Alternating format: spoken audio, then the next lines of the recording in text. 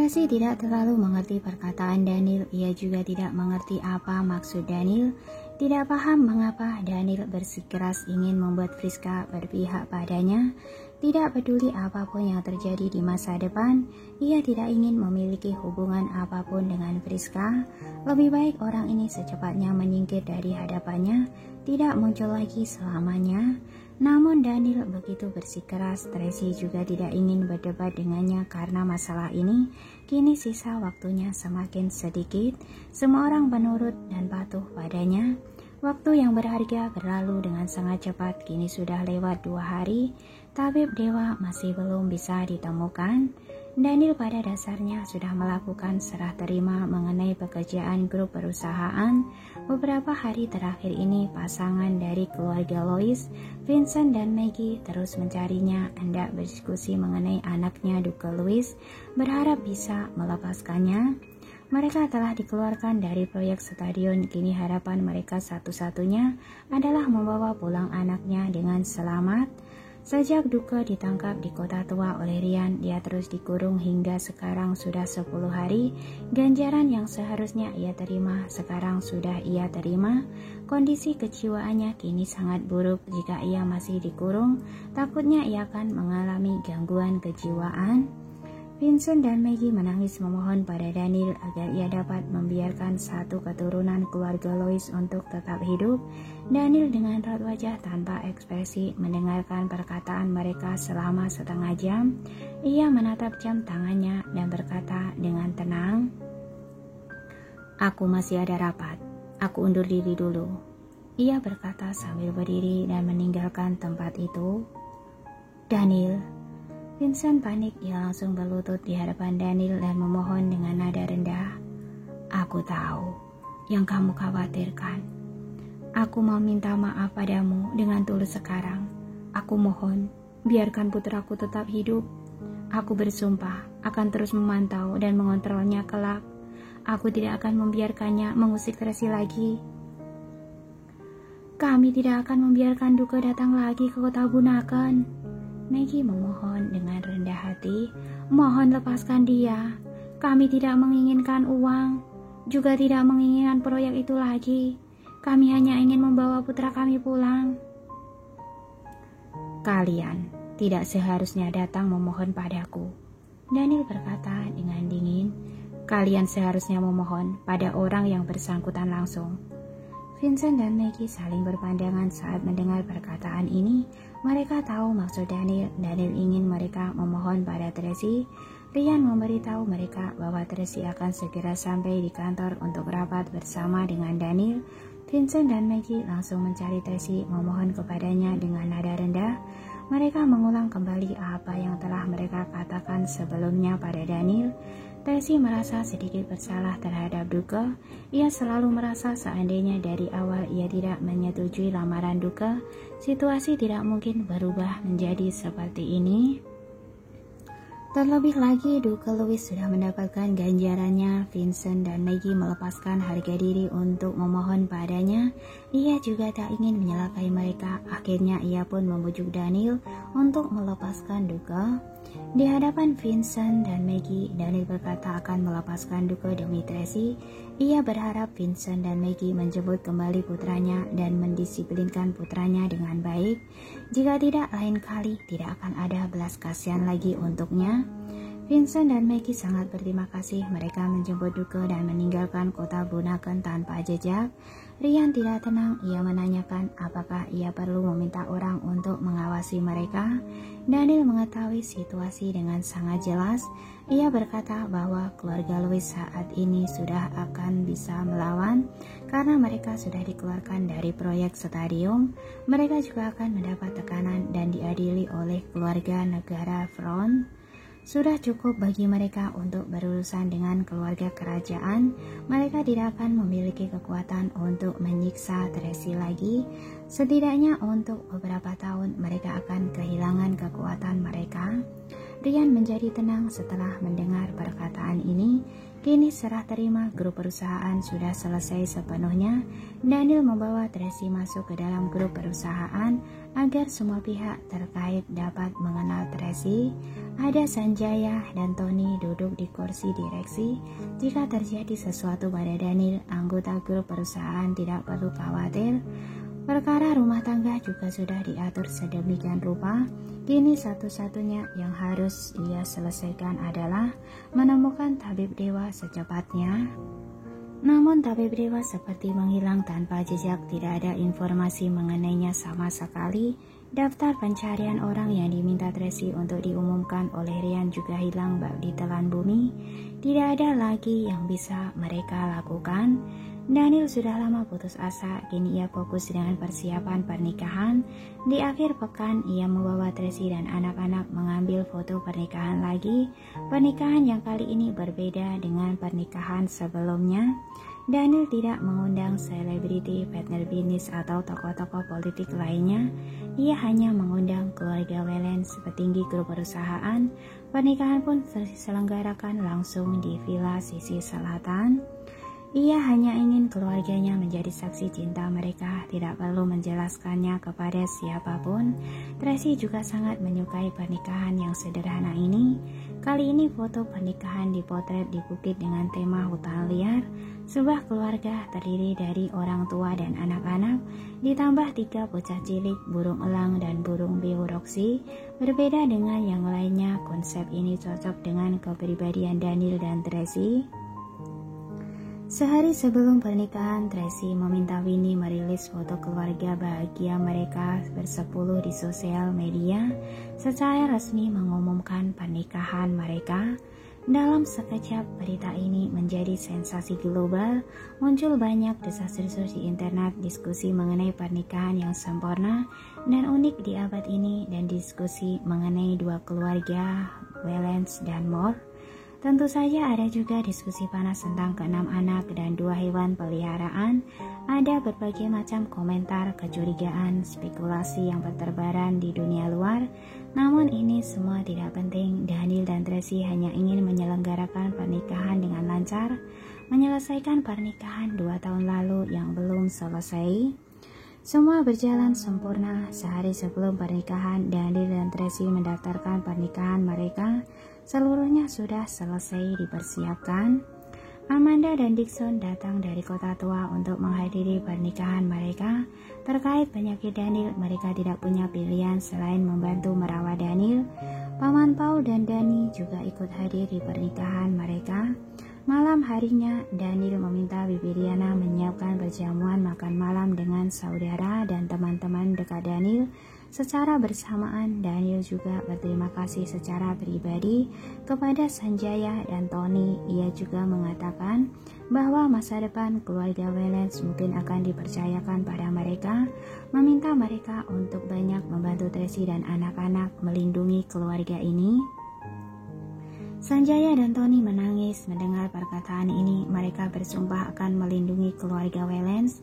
Pada saat ini, Thomas juga kembali dari negara Emron untuk menghadiri pernikahan Daniel karena Tracy mengatakan bahwa tabib dewa dari awal tidak berada di negara Emron. Berjaga-jaga di sana hanya membuang-buang waktu.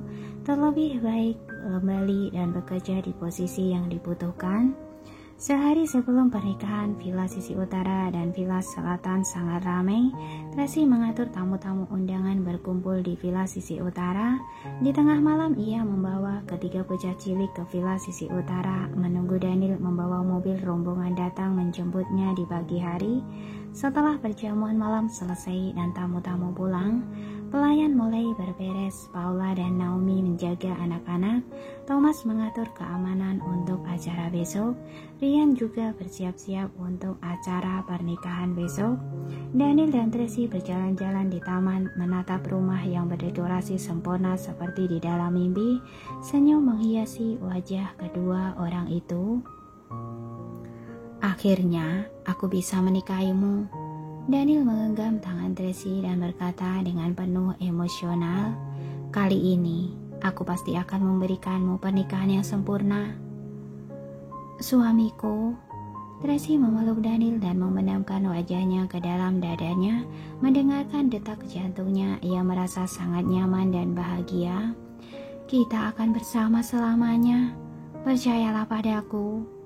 Iya. Daniel menariknya ke dalam pelukannya, membelai rambut panjangnya yang lembut, menatap bintang-bintang di atas langit dan berdoa di dalam hati. Tuhan, tolong jaga wanitaku. Biarkan hidup damai dan bahagia seumur hidupnya. Pada saat bersamaan, Tracy juga menatap bulan dan berdoa, Tuhan, mohon berkati suamiku agar pulih dari penyakitnya. Berikan dia kesehatan. Aku rela menukar sisa hidupku untuknya.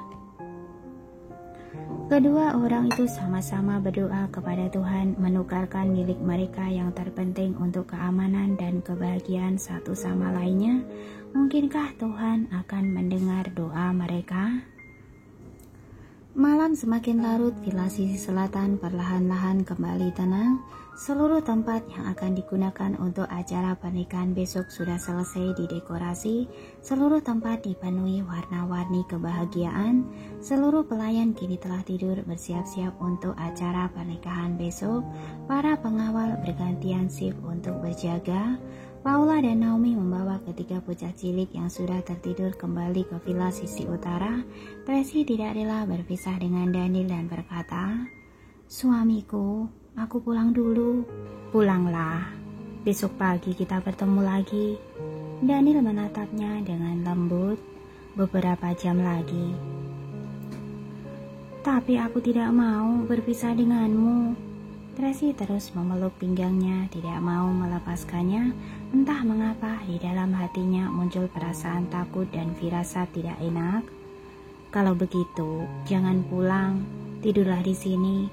Daniel membelai rambut panjang Tracy yang berantakan. Tracy sedikit malu. Tidak bisa, kita masih harus menjalankan tradisi. Besok pagi kalian masih harus pergi ke villa sisi utara untuk menjemputku. Daniel tertawa terbahak-bahak. Pokoknya dari utara ke selatan, semuanya adalah keluarga. Untuk apa repot-repot? Menyebalkan. Tracy menepuk dada Daniel dengan lembut. Sudahlah, pulanglah. Anak-anak juga sudah tidur. Daniel mencubit pipi Tracy, menunjuk tiga bocah cilik yang digendong oleh Paula dan Naomi. Malam hari dingin, menunggu terlalu lama bisa membuat mereka kedinginan. Baiklah, aku pulang dulu. Tracy memeluk Daniel, tidak rela berpisah dengannya, lalu menoleh mencari Carlos dan Carla. Bibi Riana berkata, ketiganya tidak tahan begadang, mereka baru saja pulang dan tidur. Tracy tidak punya pilihan lain selain kembali ke villa sisi utara. Biar bagaimanapun besok pagi Daniel akan datang menjemputnya. Sekeluarga ini akan dengan cepat berkumpul kembali. Daniel mengantar mereka naik ke mobil, menginstruksikan Hartono dan Andi untuk melindungi mereka dengan baik. Setelah mobil rombongan villa sisi utara pergi, Daniel bersiap-siap kembali ke kamar untuk beristirahat. Saat ia membalikkan badan, ia tiba-tiba merasakan pandangan matanya berputar. Ia merasa seperti tulang tiba-tiba lepas dari tubuhnya. Ia menjadi sangat lemah. Ia langsung memegang tembok agar tubuhnya tidak terjatuh. Pada Daniel, Rian bergegas memakahnya. Apakah Anda baik-baik saja? Bawa aku ke dalam. Daniel tidak ingin sisi lemahnya dilihat oleh orang lain. Baik. Rian hendak memapah Daniel masuk ke dalam kamar, namun saat Daniel melangkahkan kakinya, tubuhnya kehilangan keseimbangan dan dia jatuh ke lantai. Presiden Daniel. Thomas langsung berlari menghampiri mereka. Ia bersama Rian membopong Daniel masuk ke dalam kamar. Aku akan menelpon Lily. Rian mengeluarkan ponsel, hendak menelpon Lily. Daniel mengangkat tangannya, mengisyaratkan agar mereka tidak menelponnya. Tapi Anda sekarang tidak ada gunanya. Daniel bergumam lemah. Rian sangat sedih, dia tidak dapat membalas perkataan Daniel. Hatinya sangat sakit. Thomas mengepalkan tangannya hingga berbunyi. Ia membenci dirinya sendiri yang tidak kompeten, tidak bisa melakukan apapun. Thomas. Suara Daniel begitu kecil, begitu pelan. Presiden Daniel, aku di sini. Thomas maju berjongkok di samping ranjang mendengarkan perintah Daniel. Suruh orang berjaga di villa sisi utara. Nafas Daniel semakin lama semakin lemah, namun ia tidak lupa memberikan instruksi kepada Thomas. Tidak boleh terjadi masalah lagi. Baik, Thomas mengerti. 2 tahun yang lalu terjadi sesuatu hari pernikahan yang membuat Tracy terluka parah. Daniel tidak ingin mengulangi kesalahan yang sama. Ia ingin memberikan pernikahan yang sempurna untuk Tracy sebelum ia meninggal, sehingga ia memerintahkan banyak pengawal ke villa sisi utara untuk melindungi Tracy. Pergilah, di sini ada aku.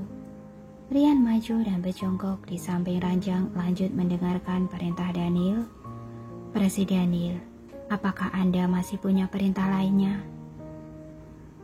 Atur pengawal untuk melindungi Sanjaya dan Tony. Daniel sangat lemah, namun ia masih khawatir. Mereka berdua adalah pelindung keluarga Wellens. Jika terjadi sesuatu pada mereka berdua, Tracy dan anak-anak tidak akan bisa bertahan. Aku mengerti. Aku sudah meminta Andi dan Kiki untuk pergi melindungi mereka. Rian berkata menenangkan. Jangan khawatir, semuanya sudah diatur dengan baik. Baiklah. Daniel menganggukkan kepala dengan pelan, kemudian perlahan-lahan mulai tertidur. Rian menyelimutinya dan berjaga di samping dalam diam. Melihat Daniel yang seperti ini, Rian merasa sangat sedih. Sama seperti Thomas, ia membenci dirinya sendiri yang tidak kompeten dan tidak bisa melakukan apapun.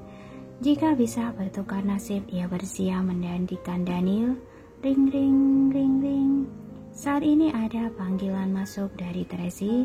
Rian langsung menjawab panggilan itu. Nona Tracy. Apa yang terjadi? Thomas membawa banyak orang untuk berjaga di sini. Apakah ini perintah Daniel? Tanya Tracy. Benar, perintah Presiden Daniel barusan. Rian berkata dengan pelan. Sekarang dia sudah tidur. Tidak terjadi apa-apa di sini. Tidak perlu menyuruh semua pengawal untuk berjaga di sini. Hati Tracy sangat tidak tenang. Yang aku khawatirkan adalah Daniel di sana. Jangan khawatir, di sini masih ada banyak pengawal. Rian mengerti maksudnya. Ini adalah perintah Presiden Daniel. Kami tidak berani melawan perintahnya. Kejadian 2 tahun yang lalu terus membekas di dalam ingatannya. Dia takut terjadi sesuatu pada Anda. Apa yang akan terjadi padaku? Suara Tracy mengandung kesedihan. Dia baru bisa tenang jika Anda aman. Suara Rian semakin pelan dan dalam. Anda harus membuatnya tenang. Baiklah. Tracy tidak berkata banyak lagi. Kamu harus melindunginya dengan baik. Pekerjaan lainnya serahkan pada Hartono. Aku mengerti. Istirahatlah lebih awal. Pastikan untuk selalu bersama dengannya. Jangan sampai terjadi sesuatu. Tracy mengingatkannya kembali. Aku mengerti. Setelah mengakhiri panggilan, Rian berbaring di atas sofa menjaga Daniel. Ia juga merasa sangat lelah beberapa hari ini. Lambat laun ia pun tertidur. Di luar, para pengawal sedang berganti shift. Hari ini Hartono yang bertanggung jawab atas keamanan villa sisi selatan. Karena banyak pengawal yang dipindahkan, sekarang hanya tersisa 16 orang pengawal.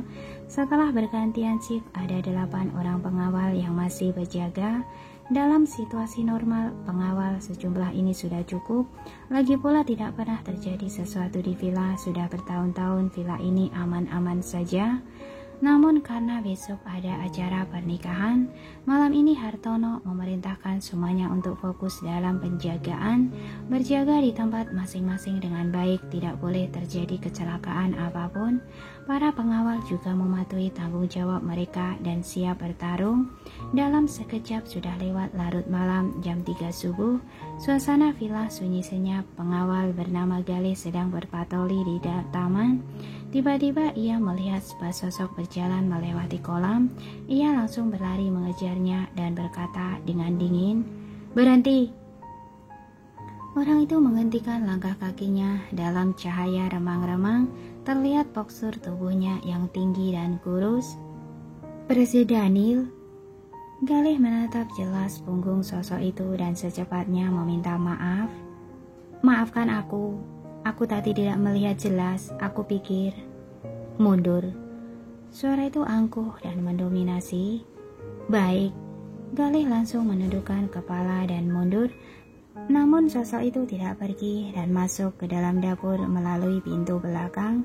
Galih berjalan beberapa langkah, ia merasa ada yang salah.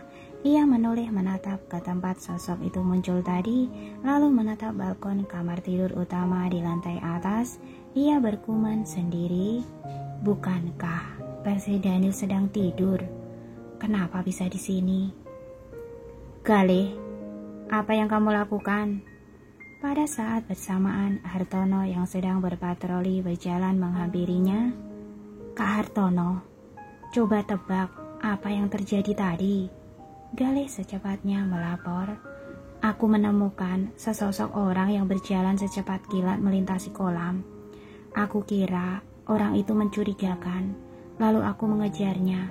Ternyata itu Presiden Daniel." "Kau sudah gila." Hartono memarahinya. "Presiden Daniel sudah tertidur sejak awal. Bagaimana mungkin bisa ada di taman? Memang tidak masuk akal." Galih sangat yakin. "Tapi yang aku lihat tadi benar-benar dia." "Kamu pasti salah lihat." Hartono menjawabnya dan hendak meninggalkannya, namun ia menghentikan langkah kakinya dan berkata dengan waspada, "Mungkinkah ada orang yang menyamar menjadi Presiden Daniel dan menyelinap masuk? Apa kamu melihat jelas wajahnya?" "Aku tidak melihat wajahnya, hanya melihat punggungnya." Galih berkata, "Dia benar-benar Presiden Daniel. Jika itu sebuah penyamaran, maka penyamaran itu terlalu mirip.